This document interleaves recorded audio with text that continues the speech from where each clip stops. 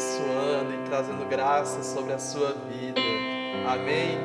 O nosso Deus, Ele é bom e Ele continua sendo bom. Não é que Ele era bom e parou de ser bom, não. Ele era bom, Ele é bom, Ele continua sendo bom, Ele para sempre Ele será bom. Ele será esse grande amigo que nós temos. E eu queria te convidar a mais uma vez engrandecermos toda essa bondade, todo esse amor que o Senhor demonstra conosco a cada dia. Amém? Que nós possamos seguir essa luz que é Ele, seguir a Ele que é o caminho, que é a verdade e que é a vida. Amém? Então eu te convido a cantar mais uma canção comigo, que fala muito daquilo que está escrito em João 14. Amém? Que Ele é o caminho, Ele é a verdade, que Ele é a vida, e que nós devemos seguir os seus mandamentos. Amém? Glória a Deus.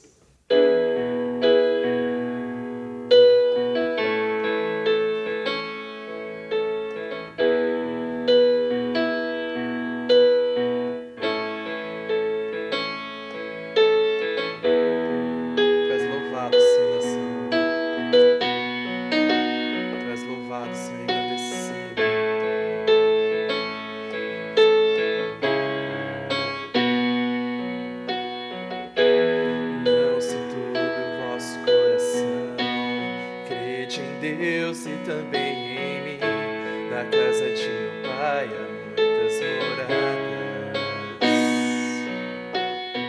Se não fosse assim, eu não teria dito, vou preparar-vos um lugar. Eu virei, vos levarei para mim mesmo.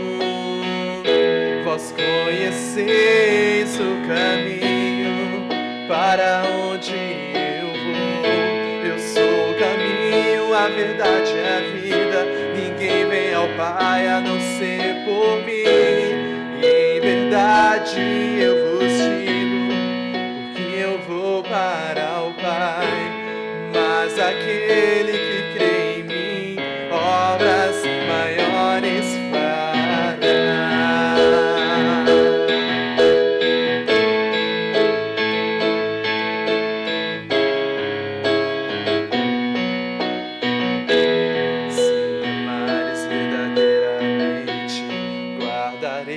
Os meus mandamentos, eu rogarei ao Pai, Ele vos dará o Consolador, o Espírito da verdade, que o mundo não pode receber, mas Ele habita em vós, estará em vós para sempre.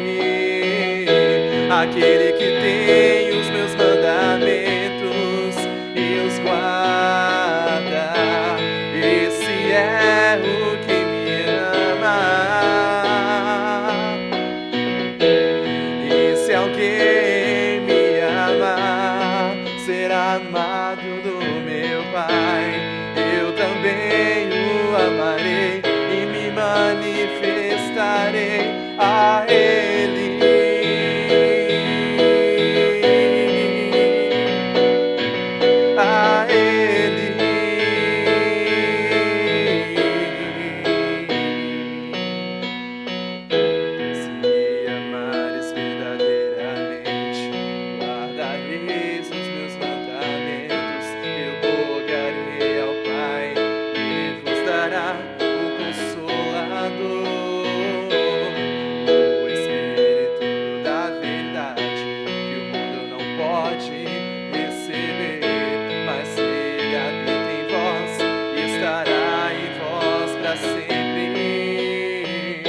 Aquele que tem os meus mandamentos e os guarda, esse é o que me ama.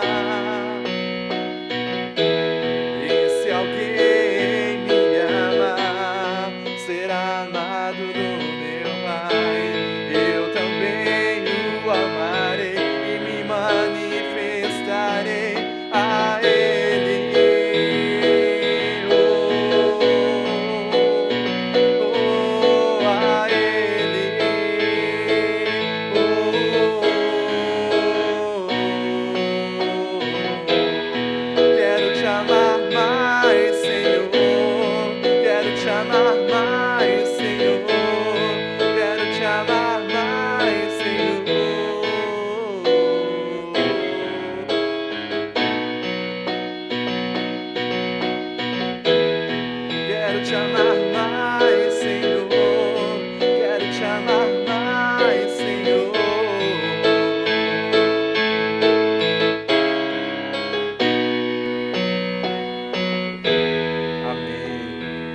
você nessa hora possa ser abençoado mais uma vez pela palavra que vem lá dos altos céus, diretamente para o seu coração.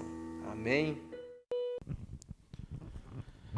Queridos irmãos, amigos, louvado seja o nome do Senhor por esse dia, louvado seja o nome do Senhor pelas coisas que Ele tem feito por nós, pela forma como Ele tem nos guardado e nos abençoado nesse tempo.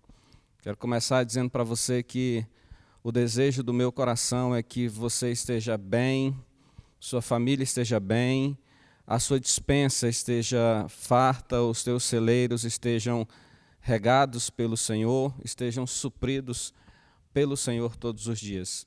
Queria compartilhar com você hoje à noite de uma reflexão da palavra de Deus que se encontra na segunda carta de João. Segunda carta de João, o capítulo 1, só tem um capítulo, né? E eu queria então ler com você aqui do primeiro versículo até o versículo 6. Desses 6 versículos, uma leitura que tem falado muito ao meu coração esses dias. Já participei de muitas leituras da segunda carta de João, mas essa tem sido muito especial para mim, tem falado de maneira diferente ao meu coração. Essa é a palavra do Senhor, fala sempre de maneira diferente. Vamos então para a nossa leitura aqui da palavra de Deus. O ancião, a senhora eleita e a seus filhos, aos quais amo na verdade, e não somente eu, mas também todos os que têm conhecido a verdade, por amor da verdade que está em nós, e para sempre estará conosco.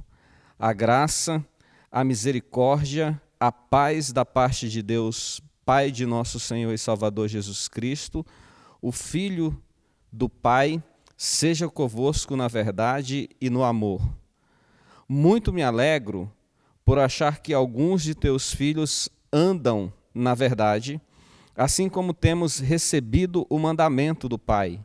E agora, Senhora, rogo-te não como escrevendo-te um novo mandamento, mas aquele mesmo que desde o princípio tivemos, que nos amemos uns aos outros. E o amor é este, que andemos segundo os seus mandamentos. Este é o mandamento, como já desde o princípio ouvistes, que andeis nele. Que andeis nele. Querido Deus, aplica a tua palavra ao nosso coração e nos dá sustento para o nosso viver, em nome de Jesus. Amém. Amém. Para que nós nos situemos no contexto histórico da segunda carta, João direciona a sua carta a uma pessoa que ele chamou de senhora. É uma anciã, né? Anciã era uma expressão que se usava para pessoas muito sábias, muito mais velhas, e que eram muito sábias, tinham alcançado o patamar de sabedoria, né? E senhora era uma expressão usada para mulheres com um alto reconhecimento social, que tinha influência na comunidade, que tinha liderança na comunidade. João direciona a sua segunda carta a uma mulher que é conhecida na comunidade, que tem influência nessa comunidade e que lidera a comunidade. E aos filhos dela, né? Muito provavelmente ela estava conduzindo um grupo de pessoas. A razão pela qual João escreve a carta é porque ele fica sabendo que chegou falsos mestres no meio do grupo, no meio dos cristãos, e estão deturpando, né? A maior deturpação que eles estão fazendo é dizer que Cristo não veio em carne, né? O que é um problema muito sério para a nossa teologia cristã, porque se Cristo não veio em carne, ele destrói a virgindade de Maria. O nascimento de Jesus teria que ser promovido por uma virgem. Então ele destrói essa etapa, e se nós recuamos mais um pouquinho, ele destrói a profecia, porque é a profecia que diz que Jesus nasceria nos tempos do rei Herodes, né, de uma virgem. Ou seja, o que esse grupo estava fazendo na comunidade era simplesmente acabar com os evangelhos, o ministério de Jesus e os profetas estavam também destruindo os profetas, porque se Isaías não se cumpriu em Jesus, então a nossa própria fé é vã, né? E totalmente inútil o que nós andamos fazendo nesse tempo. Então era esse o contexto, né? Mas o que me chama a atenção e que eu queria compartilhar com você como aplicação para a sua vida e para a minha vida nessa hora, é esses versículos de 1 a 6. A especificação dela, né? O desejo dele de que a graça, a misericórdia, a paz da parte de Deus e Pai de nosso Senhor Jesus Cristo, o Filho de Deus, estivessem com eles na verdade e no amor. Na verdade e no amor. Aqui já tem um aprendizado para nós, né? Porque João está nos desafiando a pensar que a graça de Jesus Cristo e a paz dele, né? Nos evangelhos ele vai dizer que é a paz que excede a todo entendimento, nas cartas também, isso vai dizer. Na concepção aqui, no pensamento de João, essa paz é a manifestação da verdade e do amor. Então, se você anda na verdade e anda em amor, você tem a paz e tem a graça de Jesus Cristo sobre a sua vida. E aí ele vai descer para dizer que a felicidade dele é saber que alguns dos filhos daquela senhora estavam andando nessa verdade, andando nesse pensamento, né? Que é a verdade e o amor. Agora, olha que interessante aqui, querido irmão, andar na verdade e andar no amor é um pensamento e uma experiência de vida que nos faz agir de maneira diferente em todas as situações. E o que eu quero dizer para você, que era a preocupação de João também. Você tem um procedimento padrão para todas as situações, né? Curiosamente, o ser humano, né, a raça humana, ela é padronizada. Então, o que acontece? Cada situação da nossa vida, nós estabelecemos um padrão e cumprimos ele diante da situação. Por exemplo, se eu sinto fome, eu como, me alimento. Se eu estou sujo, eu tomo banho. Se alguém me agride, eu agrido também. Se alguém caminha comigo, eu caminho. Se alguém não caminha comigo, eu não caminho. O ser humano, ele é padronizado. Ele tem um padrãozinho ali e ele anda naquilo ali. O que João chama os filhos da Senhora, na sua segunda carta, o que ele nos desafia é que se nós padronizarmos a nossa vida pelo amor e pela verdade, as nossas reações e as nossas decisões nas variadas situações da vida vai ser diferente. Você conseguiu entender o que eu quis dizer? É assim, esse procedimento padrão que nós temos, rotineiro, que as pessoas são até capazes de prever as nossas reações, né? Quando você está no meio de um contexto social, nós os cristãos, por exemplo, que andamos dentro de igreja, as pessoas sabem até as nossas reações. Às vezes, o que nós vamos fazer e o que nós não vamos fazer. O que João agora está dizendo é que se o nosso procedimento, se as nossas reações diante das situações forem baseadas no amor e na verdade, ela é diferente. Ela é diferente. Então, o que o amor e a verdade para João traz para o ser humano? Um comportamento e um procedimento diferente diante das mais variadas situações da vida. Estamos vivendo um tempo de pandemia. Coronavírus é o nome, né? Louvado seja o nome do Senhor, que tem um grupo de pesquisadores aí já com, me parece que 2.000 brasileiros estão entrando nesse grupo para fazer o teste, para ver se descobre então uma vacina. Ore aí onde você estiver mesmo, busque ao Senhor para que isso se realize, se concretize, né? É importante para a nossa nação. Nós ainda estamos no grupo que não perdemos nenhum dos nossos entes queridos. Mas, meus irmãos, muitas pessoas já perderam e elas estão sofrendo. Sofrendo porque ninguém perde um ente querido, ou pelo menos eu não tenho conhecimento de alguém que perde um ente querido e não chora por isso, né? E não lamenta isso. Uma pessoa que ama e que gosta chora por isso. Então, ore aí para que esse momento esteja começando a caminhar para o seu final. E louvado seja o Senhor se isso acontecer. Mas nós estamos vivendo esse tempo.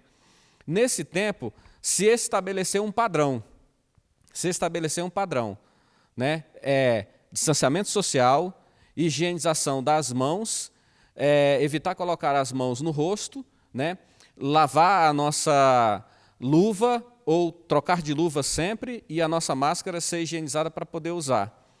E quando você encontra uma situação, por exemplo, como eu presenciei, passei num momento lá de que duas pessoas estavam brigando porque o outro estava com o vírus e havia...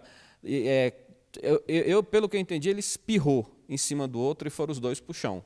Ficaram lá brigando. Quer dizer, essa pessoa que fez isso é desprovida de qualquer sentimento e de qualquer amor. Ela não tem nenhum tipo de amor e nem sentimento. Por quê? Porque eu uso máscara, você usa máscara, nós mantemos o distanciamento social porque nós amamos as pessoas que estão próximas de nós e não queremos que elas se contaminem de forma nenhuma e nem nós queremos ser contaminados, né? Isto se manifesta o amor e a verdade.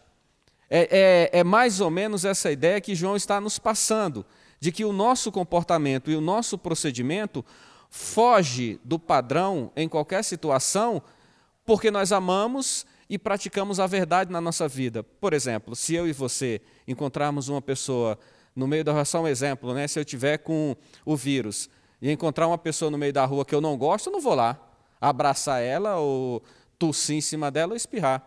Por que eu não faço isso? Porque o meu procedimento, o meu comportamento, ele está baseado na esfera do amor e da verdade. Tudo feito dentro do amor e da verdade é melhor para todo mundo, né? Às vezes nós confundimos amor com tolerância, com passividade, com fraqueza, mas isso não é verdade, né? O amor, na verdade, é a supremacia da força. Quando você ama, significa que você tem todas as forças do mundo dentro de você. E lança fora todo medo, como o próprio João e Jesus vai nos ensinar, né? Que o verdadeiro amor lança fora todo medo. Então, o amor é um sentimento que deve pautar a nossa vida, né? Que deve pautar a nossa existência. Veja, eu estou dizendo para você que o que João está dizendo para aquelas pessoas que estão lá, não é que eles tratem de passividade, não é que eles tratem de fraqueza, não é que eles tratem, aceite qualquer coisa em volta deles. Se você fizer uma leitura da carta, né? Ontem eu compartilhava com os meus irmãos do meu PG e dizia para eles que o João era rígido com a questão dos falsos mestres e aqueles que ensinam doutrinas ruins. Ele não aceitava isso. Ele manda, inclusive, não cumprimentar. Se der uma lida na carta, você vai ver ele dizendo para nem cumprimentar esse tipo de pessoa. Então, para ele, o amor é a simplicidade de você reagir de maneira diferente em toda e qualquer situação. E quando você faz baseado nesse amor, naturalmente, simplesmente vai ser melhor para todo mundo. E aí ele desafia os filhos da senhora eleita, desafia a senhora eleita, desafia a mim e desafia a você. E eu sei também, esse é um tempo em que é difícil nós compreendermos isso, né? É difícil nós compreendermos. O mundo nos consome tanto, nos corrói tanto por dentro, que, vez por outra, nós nos confundimos com o amor. Né? Vez por outra, nós não sabemos como reagir com amor diante de todas as situações. Né? E eu penso também que um pouco do que nós assistimos na televisão e um pouco do que nós olhamos e vemos na rua, nos nossos meios sociais, também nos confunde, nos deixa preocupado, nos deixa sem saber como agir. O verdadeiro amor, ele está sempre nos orientando. Por quê? Porque ele é personificado ou é expresso de maneira muito clara na pessoa e na obra de nosso Senhor Jesus Cristo. E aí você pergunta assim, mas como é que eu faço para saber se eu estou amando? Sabe que era essa a grande dúvida dos leitores de João? A dificuldade deles era como é a minha e a sua. Como é que eu sei que eu estou agindo em amor? Aí sabe o que João diz? Volte para os mandamentos e veja se estes mandamentos estão sendo cumpridos na sua decisão. Dá para dar um glória a Deus por isso, se você quiser. Veja, ele nos adverte a voltarmos aos mandamentos. E ele diz quais são os mandamentos. Não é mandamento novo, é mandamento antigo, que já foi entregue. Você sabe quais são os mandamentos. Você sabe quais são todos eles, né? Então, você quer saber se as suas decisões, se aquilo que você pensa, da maneira como você age, está baseado no amor, volte para os mandamentos. Volte lá nos mandamentos e veja isso se concretizar na sua vida. E se você acha que a sua decisão não está baseada no amor, porque os mandamentos não se refletem na sua decisão, no seu comportamento e na sua própria vida, então você tem tempo para refazer tudo isso e se enquadrar dentro dele. E aí, antes que você perca aquilo que ele tem prometido para você, aquilo que Deus tem prometido para cada um de nós. Síntese, nesse primeiro momento aqui, para você gravar aí no seu coração. Quer saber se a sua vida está baseada no amor? Volte aos mandamentos da palavra de Deus. E não é mandamento novo, é os mandamentos antigos. Volte lá e veja se tudo que você está fazendo, tudo que você está vivendo, está refletindo os mandamentos. Então, ótimo. O resto é tranquilo. Você está vivendo no amor e, de acordo com João, você está em Cristo, Cristo está em você, e você segue o pensamento dos apóstolos e vive com eles, porque é o que ele vai defender na sua primeira carta, né? A outra coisa que eu gostaria de compartilhar com você é que o versículo 6 nos adverte assim: e o amor é este, que andemos segundo os seus mandamentos. E o mandamento, como já dissemos desde o princípio que ouvistes, é que andeis nele. Bom, é um trocadilho do apóstolo João. É como se ele substituísse a forma de dizer para nós obedecermos os mandamentos andando nele. Andando nele. Veja, se você tem uma jornada, né? Se você tem uma jornada, eu já passei dos 40 anos, então eu venho na minha jornada de vida cristã, já sou crente há muito tempo. Então, quando eu faço um retrospecto na minha vida, eu descubro que eu tive a oportunidade de experimentar, cumprir todos os mandamentos do Senhor. Todos eles. Tive a experiência. Se você parar a partir de agora e você deixar caminhar 30 dias aí, sem se perder na sua mente e nem nos seus pensamentos, se você for observando, o Senhor te dá a oportunidade de você permear todos os mandamentos e andar nele, que é isso que João está dizendo. Por quê? E isso é importante para a nossa trajetória de vida, isso é importante para a nossa história. E eu quero dar uma ênfase para isso aqui, para que você grave aí no seu coração. Não importa, não adianta muito nós cumprirmos os mandamentos hoje, amanhã não, depois de amanhã também não, aí voltamos a cumprir, amanhã não, depois voltamos a cumprir. O importante, na concepção de João aqui, é que os mandamentos sejam cumpridos numa reta, todos os dias, mesmo nível. Não interessa se você está na perfeição maior, numa perfeição menor, não interessa se você está buscando mais ou buscando menos. O importante para você andar com Cristo, manifestar esse amor e ter a consciência dele em todas as suas atitudes e ações, é você andar nele em linha reta, o tempo inteiro com ele. E aqui eu penso que está uma grande dificuldade para a vida cristã moderna, para a minha vida, para a sua vida também.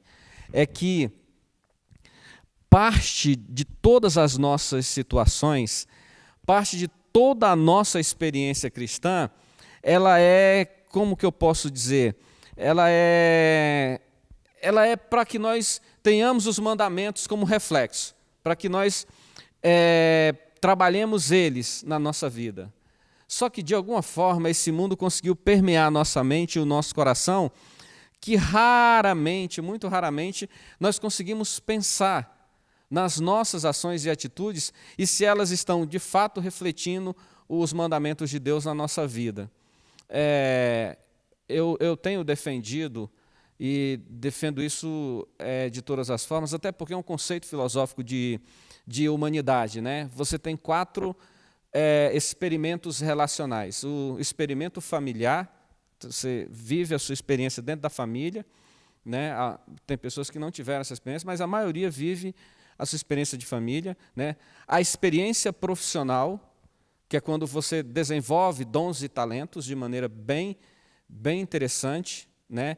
A experiência social, que é quando você se relaciona com o mundo, quando você compra, vende, quando você vive lá fora, como você mantém suas amizades, e a sua experiência religiosa, né? Quase todo cidadão do planeta invoca ou é devoto de alguma religião, de algum Deus. Quase todos, né? Existem aqueles que não são, mas mesmo os que não são, devotam as suas crenças naquilo que não é, né?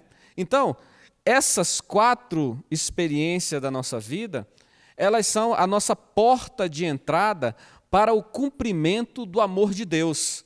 É onde nós vamos desenvolver isso.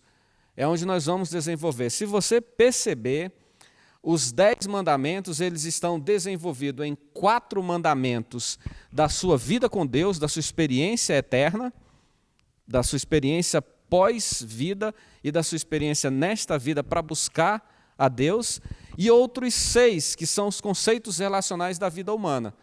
Diz respeito à própria vida humana.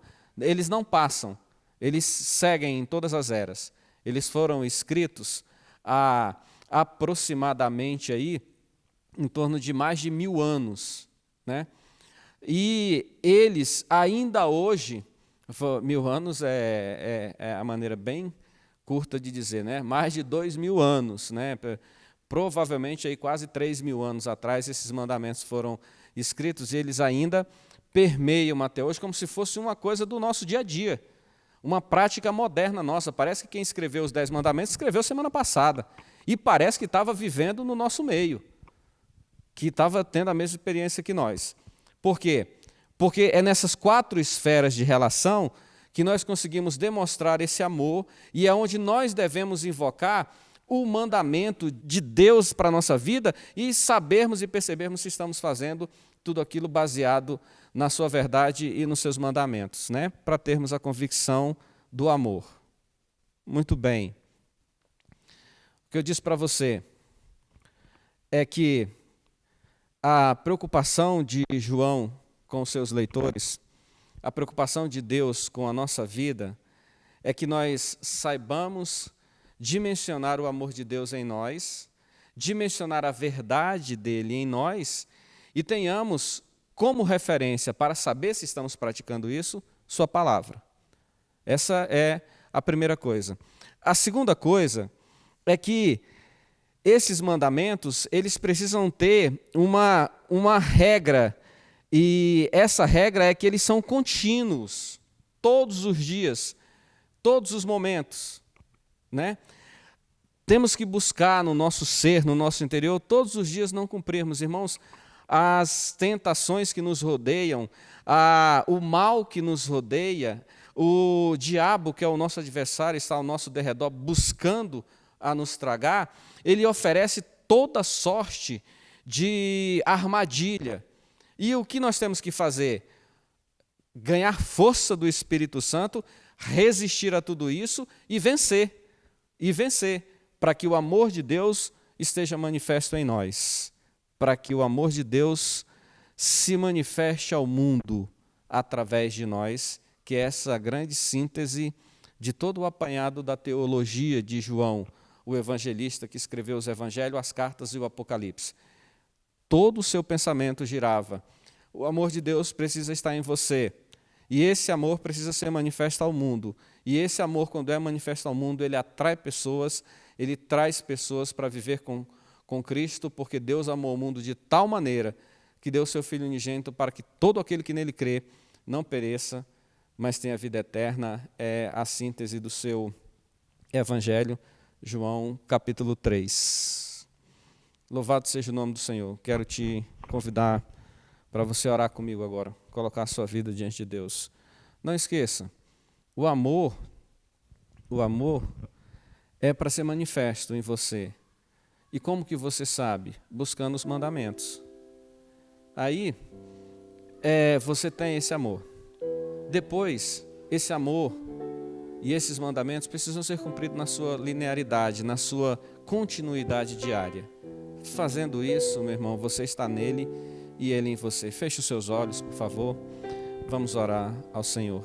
Querido Deus, grande Deus, poderoso Deus, estamos em Tua presença, Senhor, e eu quero abençoar a vida dos meus irmãos. Quero abençoar os meus irmãos para que o Teu amor esteja nele e eles possam estar em Ti.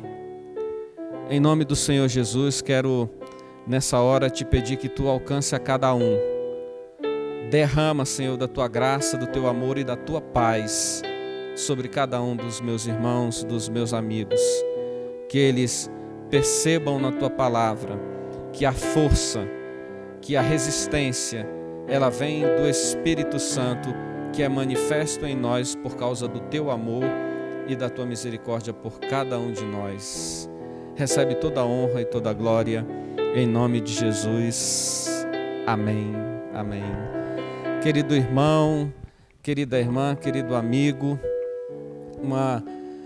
a bênção de Deus esteja sobre a tua casa, sobre a tua vida, sobre os teus familiares, esteja te acompanhando, todos os dias nessa jornada.